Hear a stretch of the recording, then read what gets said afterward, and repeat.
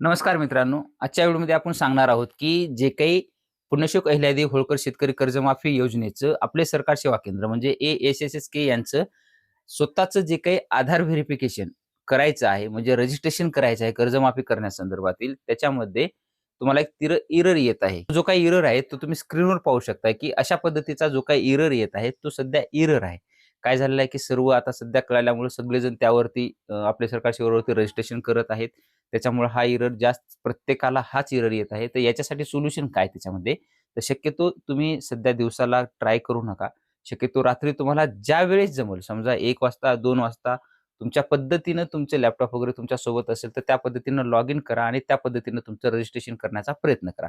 त्यावेळेस तुमचं नक्की होऊन जाईल. कारण की दिवसा जे काही एरर येत असेल, त्याच्यामुळे हा थोडासा प्रॉब्लेम येऊ शकतो. सायंकाळी, रात्री किंवा जेव्हा तुम्हाला रात्री वेळ भेटेल, त्यावेळी तुम्ही लॉग इन करून बघा, तुमचं ते होऊन जाईल. अशा पद्धतीची छोटीशी अपडेट त्या एरर संदर्भातील देण्याचा प्रयत्न केलेला आहे. आणखी काही माहिती आली तर त्यानंतर सुद्धा देण्याचा प्रयत्न आपण करणारच आहोत. धन्यवाद.